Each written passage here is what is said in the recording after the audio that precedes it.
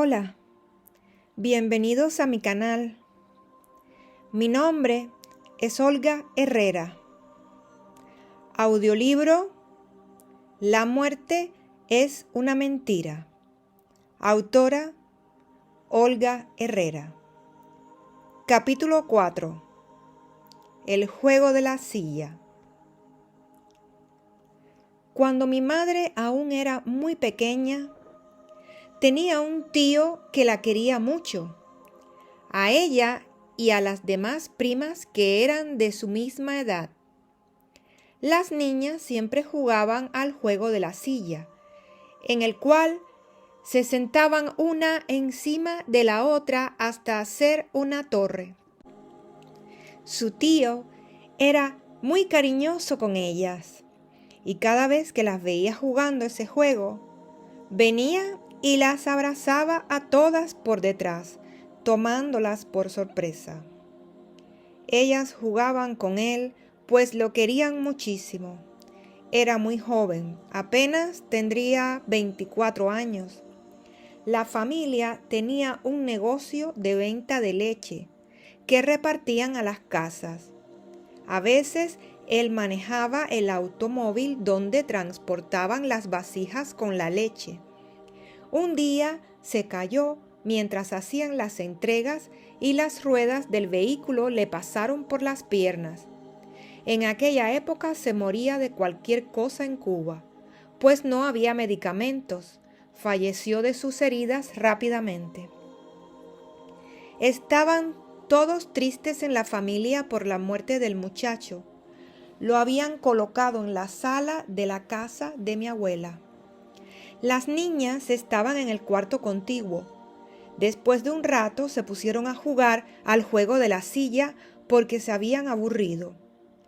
Cuenta mi madre que se comenzaron a subir una encima de la otra hasta formar una torre. Fue ahí que sintieron unos brazos que las rodearon desde atrás, pero allí no había nadie, solo ellas estaban en la habitación. Todas gritaron a la misma vez y salieron corriendo a contarles a los demás familiares que su tío las había abrazado.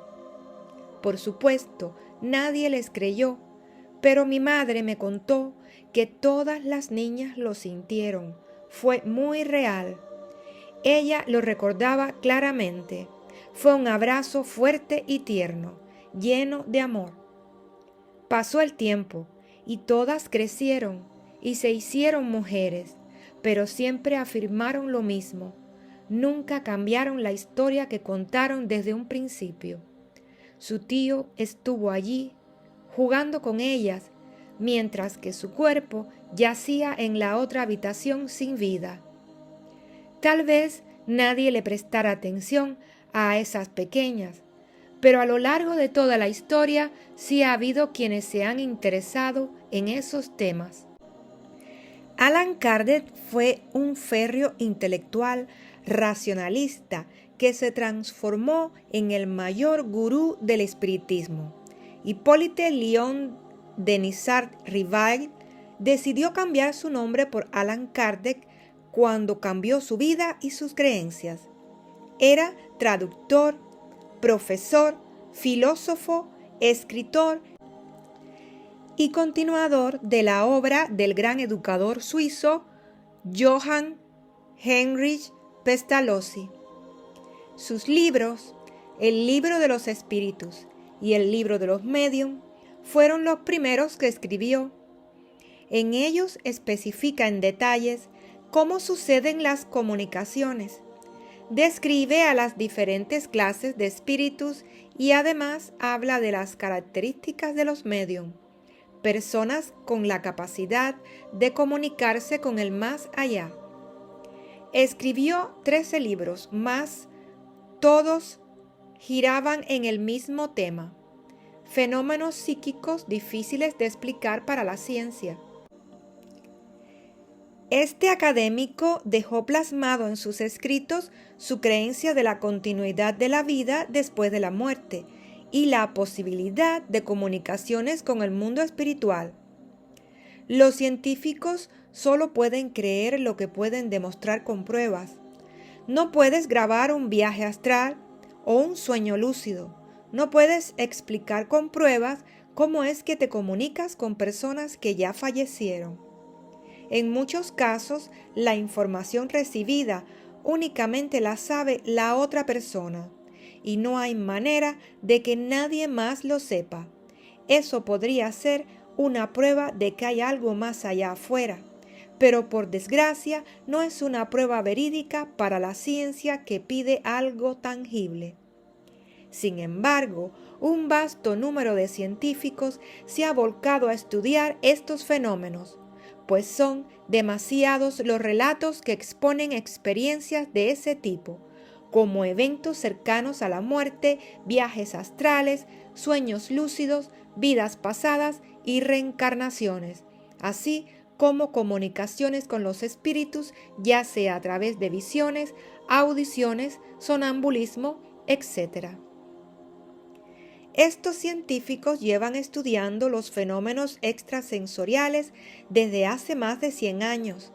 Centros tan prestigiosos como Stanford o la UCLA han dedicado parte de sus esfuerzos a temas como la telepatía. La Universidad de Arizona comenzó hace pocos años con el proyecto Veritas, que investigaba si la personalidad permanecía después de la muerte y sobre la veracidad de las capacidades de los médiums. Años más tarde ampliaron el estudio al proyecto Sophia, enfocado a fenómenos de comunicación tras la muerte, comunión con entidades no carnales como ángeles, demonios o guías espirituales. A través de mi experiencia personal, creo que todos los seres humanos, sin excepción, tienen alguna que otra capacidad para recibir energías provenientes de otros planos.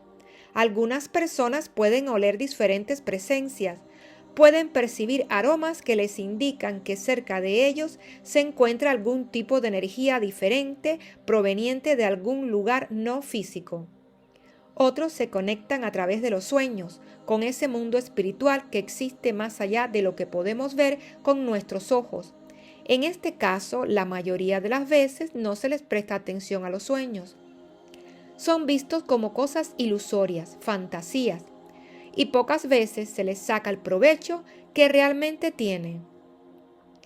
Un gran porcentaje de los seres humanos reciben información a través de los sueños, ya sea por medio de símbolos, imágenes o directamente algún ser que les habla y les avisa acerca de situaciones específicas. Claro, que al levantarse por la mañana se olvidan y se dejan como algo sin utilidad alguna.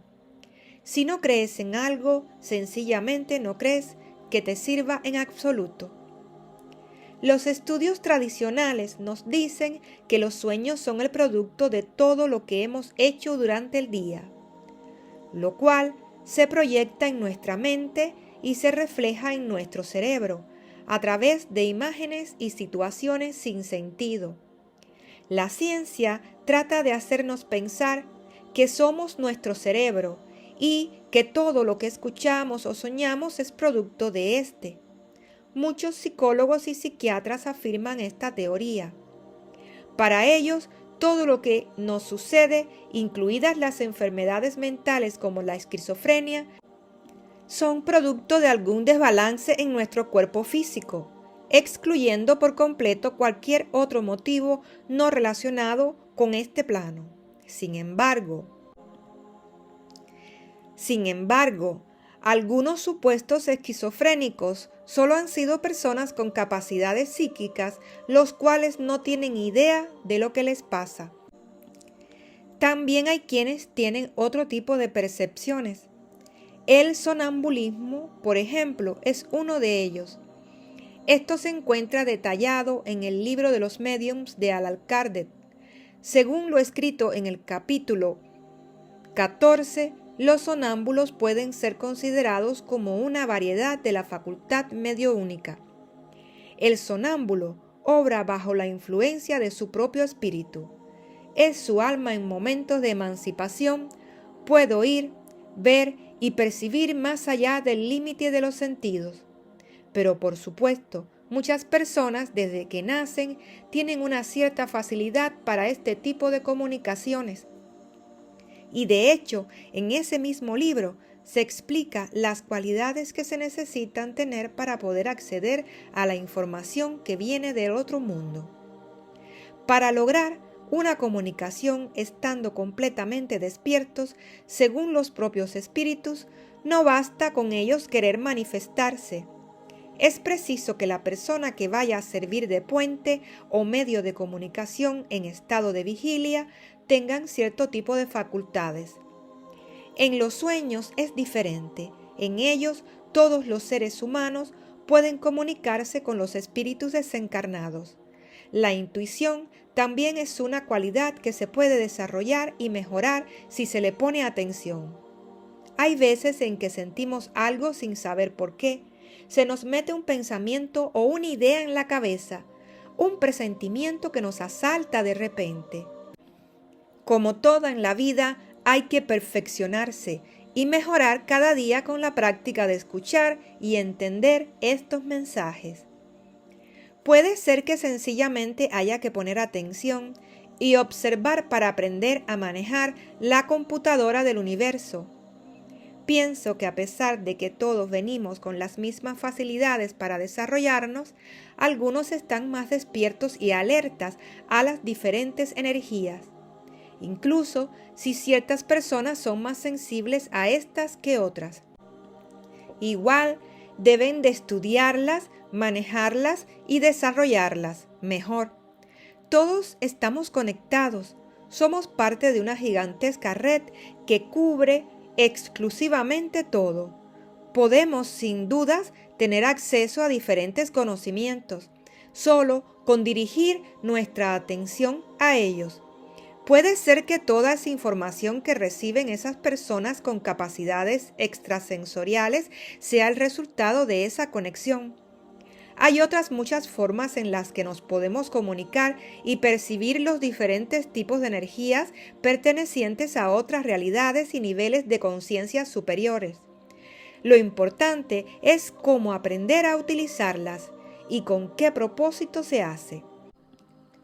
¿Será que algún día podremos tener una relación más armoniosa con ese mundo invisible?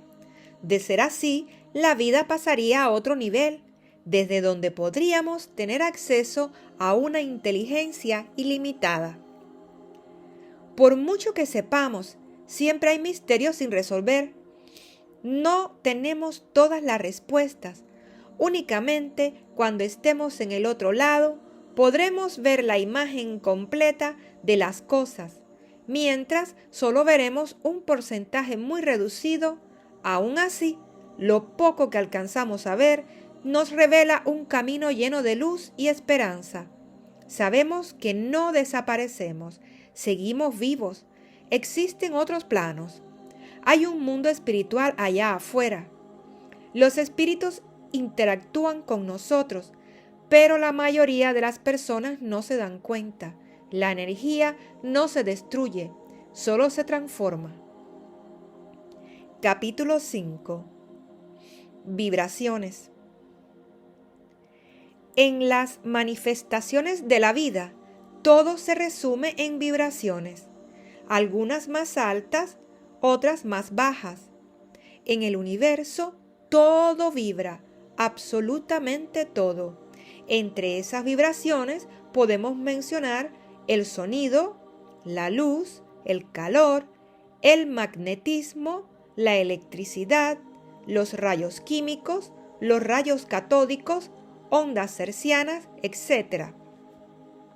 El cuerpo humano vibra.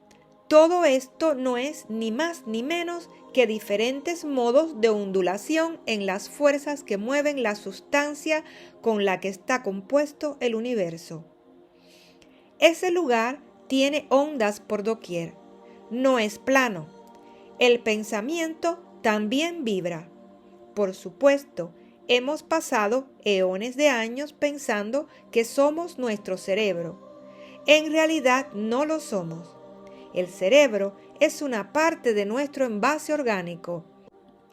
Es muy importante, ya que en él suceden las reacciones químicas que generan la electricidad necesaria para transmitir los pensamientos, entre otras muchas operaciones como el habla, las funciones motoras, las capacidades creativas y otras tantas en las que interviene.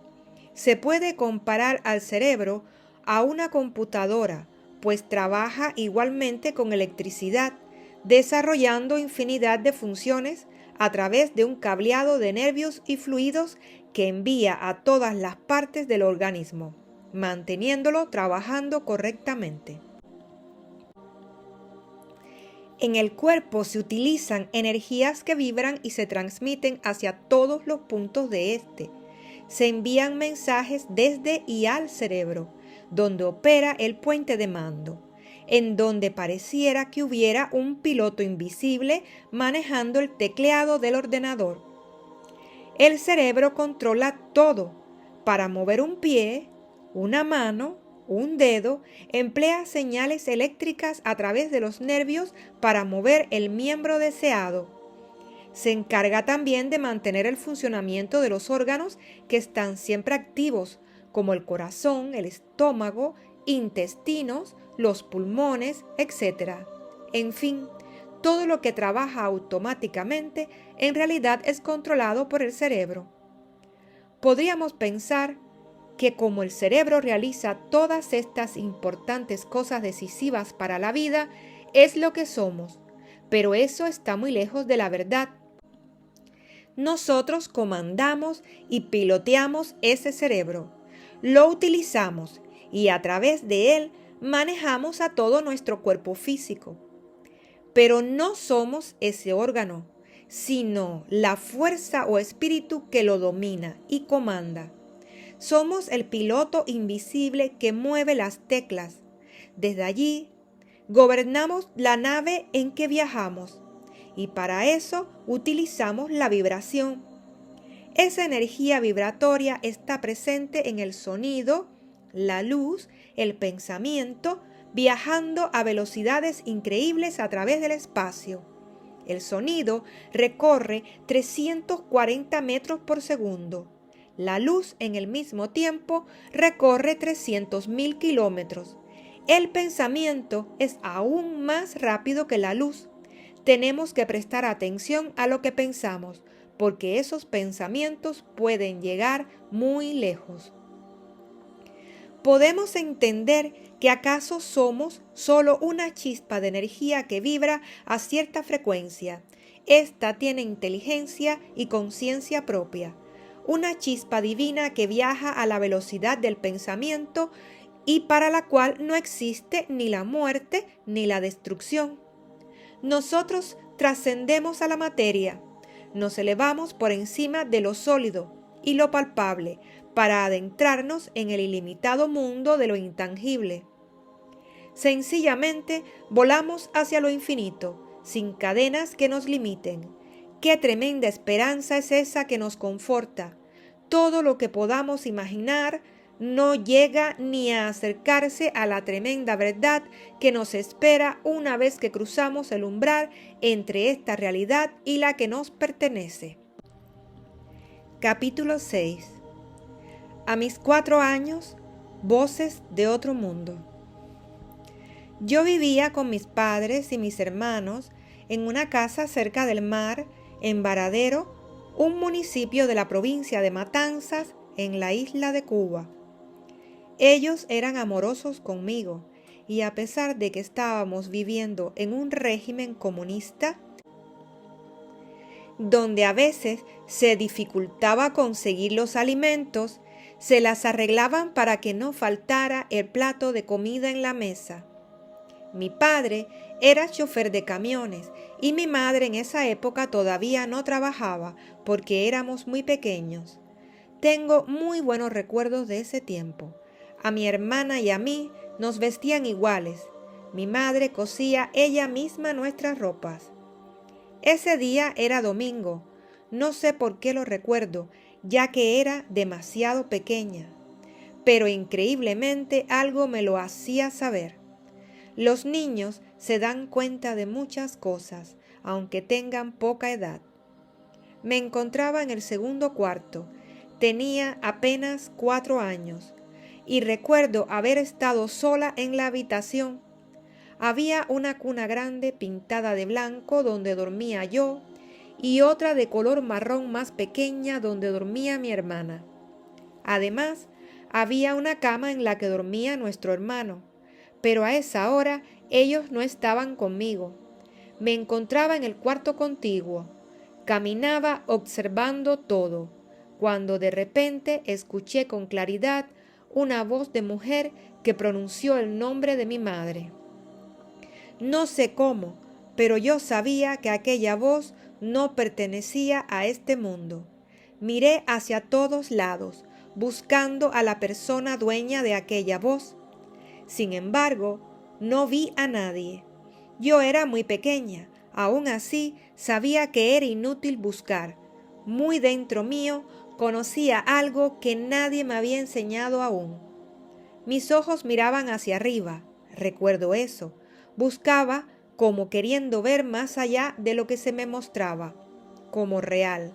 No sé por qué, solo sé que yo entendía sin que nadie me explicara. Sí, tal vez piensen que alguien se encontraba realmente llamando a mi madre, pero la verdad es que no sucedió así. Mi madre estaba en la cocina, mis hermanos también. La habitación donde me encontraba estaba a unos pasos de ellos. La voz que oí sonaba como si viniera de un lugar fuera de este plano físico. Sonaba con eco. Si mi madre la hubiera escuchado, hubiera respondido. Sin embargo, se quedó callada. Yo sé que ella no escuchó nada. Solo yo me percaté de esa voz. Hay cosas que sencillamente se saben, aunque no podamos explicarlas. Esa fue la primera vez que yo recuerde en la que hubo algún tipo de comunicaciones con el otro lado. Después de eso, no volví a escuchar más voces hasta 50 años después, en el año 2019, cuando mi madre pasó al mundo espiritual. Sin embargo, sí hubo otro tipo de sucesos y eventos remarcables que definieron en gran manera mi forma de ver las cosas. Capítulo 7. Mi madre se sale del cuerpo y visita a mi abuela. Todos los años mi madre visitaba a mi abuela, la cual vivía a 300 kilómetros en la provincia de Cienfuegos. Ese año en especial se había retrasado y tenía muchos deseos de ir a verla. Una noche, después de darse una ducha, se fue a la cama y sin proponérselo se vio fuera de su cuerpo. Pensó que podía intentar ir a visitar a su mamá. Comenzó a caminar en dirección a la casa de mi abuela. Dijo que caminó por horas y que tenía los pies descalzos. Podía sentir el rocío de la hierba fresca en ellos al caminar. Serían como la 1 de la madrugada cuando divisó el pueblo. Minutos después atravesó la pared de madera y se detuvo frente a la cama cubierta con un mosquitero donde dormía su madre. Mi mamá contempló cómo mi abuela dormía y no la quiso despertar. Atravesó el mosquitero y se acostó detrás de ella, quedando allí. Pasaron las horas y mi madre se despertó. Aún se encontraba durmiendo en la cama de mi abuela. Se dio cuenta de que era tarde y tenía que regresar. Salió rápidamente y se encaminó a su casa. Llegó y trató de meterse en su cuerpo, pero había algo oscuro. Pensó que si no lograba sacarlo, no la dejaría entrar. Así que luchó con todas sus fuerzas hasta que de pronto se vio de nuevo en él. Inmediatamente se despertó muy asustada, pero feliz de haber visto a su mamá. Pasaron 2 meses y mi madre tuvo la oportunidad de viajar. Mi hermana y yo fuimos con ella a visitar a mi abuela y mis tías en la provincia de Cienfuegos.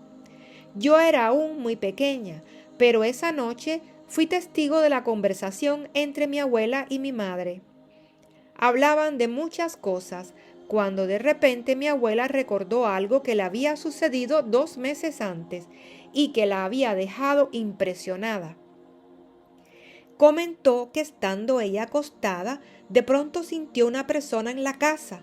Tenía los ojos cerrados, pero estaba despierta.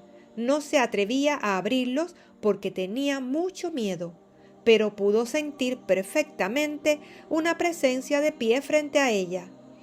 Estaba aterrada, así que se quedó muy quieta.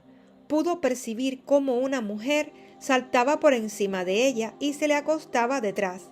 No se atrevió a moverse. Luego de unos minutos, se animó a palpar con su mano y tocó el cabello largo de la persona que estaba allí. Algo que llamó su atención era que lo tenía completamente húmedo. Luego que mi abuela le contara lo sucedido a mi madre, ésta le dio a conocer lo que le había pasado 2 meses antes. Ambas mujeres quedaron sorprendidas, pues todos los detalles coincidían. Mi mamá nunca se secaba el cabello después de lavarlo. Ella lo tenía larguísimo. Le preguntó la hora en que había sucedido todo. Mi abuela dijo que no vio el reloj, pero que ella creía serían como la 1 o 2 de la madrugada. ¿Acaso el pensamiento es el que mueve todos los hilos? ¿Pudo mi madre salir del cuerpo y viajar 300 kilómetros solo con desearlo? Son muchos los misterios que los científicos no se pueden explicar, pero quienes los han experimentado aseguran haberlos vivido realmente. Capítulo 8. Primeros años de la Revolución Castrense. Son innumerables las cosas que le han sucedido a mi madre y que no tienen explicación, pero ella prestaba especial atención a las señales del más allá, ya que en muchas ocasiones provienen de guías, seres de luz o familiares que nos quieren ayudar. En los primeros años de la Revolución, los cubanos dejaban la isla y se marchaban con rumbo a Estados Unidos. Había mucha confusión y el gobierno fusilaba a las personas por cualquier motivo. Mi abuelo, por parte de padre, de nombre Ambrosio, trabajaba para el gobierno de Fidel Castro. Él era muy cariñoso y bueno con mi madre. Tenía sus creencias, amaba el comunismo y había puesto sus esperanzas en él, como mucha gente al principio de la revolución.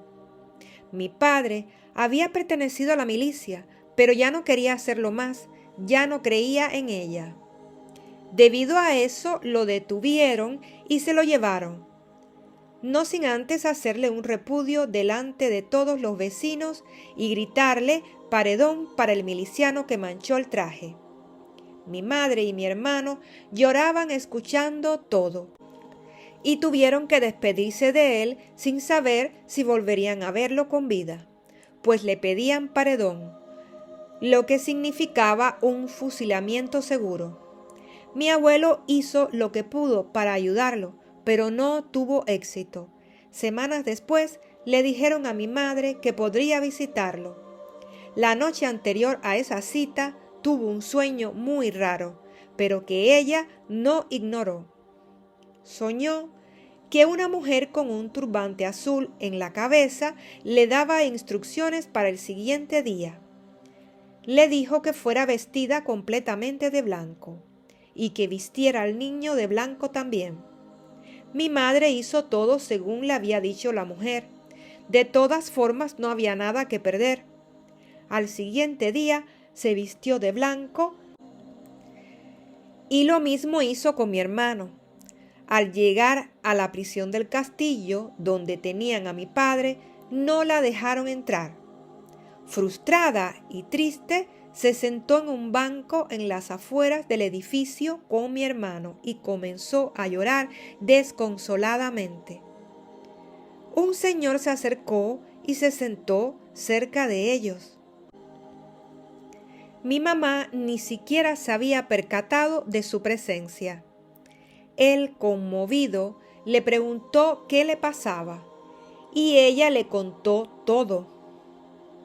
Ella se desahogó con aquel extraño y le explicó que mi padre era un hombre muy bueno, que no había hecho daño a nadie. También le dijo que si algo le pasaba a mi padre, éste dejaría huérfano a un niño muy pequeño. Lo último que le comentó fue que mi padre lo único que había hecho era no querer pertenecer a la milicia, pero que era un buen hijo, un excelente esposo y padre de familia. Luego de estar conversando un buen rato con ese hombre de quien no sabía ni el nombre, él le puso la mano en el hombro y le dijo que no se preocupara por nada, que todo iba a estar bien. Mi madre lo miró extrañada y le preguntó que cómo era eso, si ni siquiera la habían dejado entrar. El hombre la miró fijamente y le sonrió. No tiene nada de qué preocuparse, señora. Venga mañana y todo estará arreglado. Yo soy el juez encargado de juzgar a su esposo. ¿Coincidencia? Nunca sabremos, pero mi madre estaba segura de que aquella mujer de su sueño de alguna manera le había ayudado para que las cosas le fueran mejor. Escuchar las señales nunca está de más, y nuestra fe puede abrir las puertas que de otra manera podrían estar cerradas. Jesús siempre aseguró que la fe movía montañas, y es de imaginar que el maestro sabía de lo que estaba hablando. Mi padre salió de la cárcel inmediatamente después de lo sucedido ese día. Momentos antes le pedían paredón. Eso es algo para ponerse a pensar. Lo que fuera que sucedió cambió los acontecimientos definitivamente, pues nunca más lo molestaron con ese tema y él no regresó a la milicia. Mi madre siempre fue una persona muy especial. Si ella nos decía que algo iba a pasar, no lo tomábamos en broma.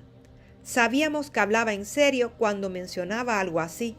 Aún siendo solo niños, teníamos conocimiento de ello. Yo recuerdo que un día le pregunté quién le decía las cosas. Ella me respondió que un pajarito le contaba. Yo era muy pequeña, así que le creí. Suponía que un pajarito le contaba las cosas antes de que pasaran. Lo cierto es que después de crecer y estudiar todos los fenómenos espirituales como la mediunidad, experiencias cercanas a la muerte, viajes astrales y tantos otros, me di cuenta de dónde le venía la información. Ella tenía capacidades extrasensoriales muy fuertes. Su hermana Berta también las poseía. No sé si alguien más por ese lado de la familia tendría algún tipo de capacidad, pero no me extrañaría que así fuera. Aún así, estas cosas no se suelen contar y permanecen ocultas la mayoría de las veces. Cuando mi madre era muy pequeña, apenas tenía 5 años, su abuelita por parte de madre enfermó y murió. Esa misma noche se vino a despedir de ella en sueños. Lo curioso es que mi madre aún no lo sabía. Estaba durmiendo cuando sucedió, así que todos quedaron extrañados cuando ella les dijo que su abuelita se había venido a despedir porque se tenía que ir. Venía a decirle que estaba bien y que la amaba. Capítulo 9. Llamada desde el mar. Ese día mi madre se encontraba limpiando la casa en Cuba. Las mujeres echan mucha agua en el piso mientras limpian sus hogares. Ella tenía todo el suelo mojado y trataba de escurrir el agua hacia afuera. De repente escuchó una voz en sus oídos. ¡Corre! ¡Se ahoga! ¡Corre! Enseguida pensó en mi hermano, que en ese entonces tendría unos 5 años. Un familiar lo había llevado a la playa. Mi madre soltó todo lo que estaba haciendo y salió corriendo con dirección al mar. Las personas en el barrio no entendían por qué ella corría de esa manera. Estaba embarazada y eso le dificultaba cada paso que daba. Pero no le importaba, solo escuchaba las voces en su cabeza que le decían que se apurara. Corrió las 6 o 7 cuadras que la separaban de la playa. y se detuvo cuando el agua cubrió sus pies. Allí comenzó a buscarlo desesperadamente. El lugar estaba atestado de gente, así que mi madre trataba de encontrar a mi hermano en cada sitio que miraba. De repente sus ojos se clavaron en un pequeño bulto que flotaba entre dos aguas. Apenas podía divisar qué era, pero su instinto de madre la atrajo hacia él. Sin fuerzas, se adentró en el agua. Se tuvo que sumergir y sacar al niño ya sola. Este pesaba muchísimo y lo arrastró como pudo hasta la arena. Por suerte pudo llegar a tiempo. Momentos después, él se encontraba bien. Mi madre tuvo dolores de parto y al día siguiente nací yo. El esfuerzo hecho provocó que me adelantara y tuvieron que asistirme porque nací con problemas. Luego de ponerme en una máquina toda la noche y de cambiarme la sangre, pude recuperarme e irme a casa con mis padres y mi hermano, quien felizmente se encontraba sano y salvo, gracias a esas voces que le avisaron a mi madre en el momento exacto. ¿Qué hubiera pasado si mi madre no hubiera tomado en cuenta esas voces que le advirtieron del peligro que corría su hijo? ¿Cuál sería el resultado de haberse quedado en casa? ¿Se habría ahogado mi hermano? Y la pregunta que se estarán haciendo los que están escuchando este libro ahora mismo: ¿a quién o a quiénes pertenecían esas voces? ¿Acaso fue su guía espiritual? ¿Acaso algún familiar o ser avanzado que desde el otro lado pudo ver el futuro y quiso ayudarla? ¿Cómo pudo escuchar esas voces que provenían desde el más allá? ¿Pueden todos los seres humanos tener esas capacidades? ¿O son unos pocos los que pueden hacerlo? ¿Qué es lo que se necesita para poder percibir de esa manera y tener acceso a esa información desde este plano? Mi madre anteriormente tuvo una situación similar. Un año atrás había recibido una señal de alerta, pero ella no le prestó atención, porque desde pequeña nunca se le inculcó que tenía que prestarle interés a ese tipo de cosas. Por ello, ella perdió un hijo.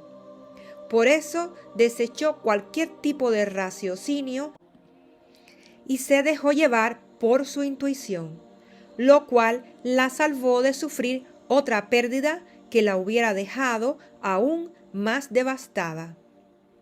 Pero, ¿qué sucedería si desde niños en las escuelas nos inculcaran y nos enseñaran a prestar atención a las señales que provienen de ese tipo de inteligencias? Si los científicos se dedicaran a estudiar estos fenómenos y pudiéramos todos los seres humanos sacar provecho de esa sabiduría que se encuentra en algún lugar que aún no conocemos. Esto solamente es un caso aislado de una mujer que pudo salvar la vida de su hijo prestando atención a los mensajes, aunque estos no provinieran de algo racional, como a lo que estamos acostumbrados en este planeta. Y hasta aquí la segunda parte del audiolibro La muerte es una mentira, de la autora Olga Herrera. Muchas gracias por escuchar.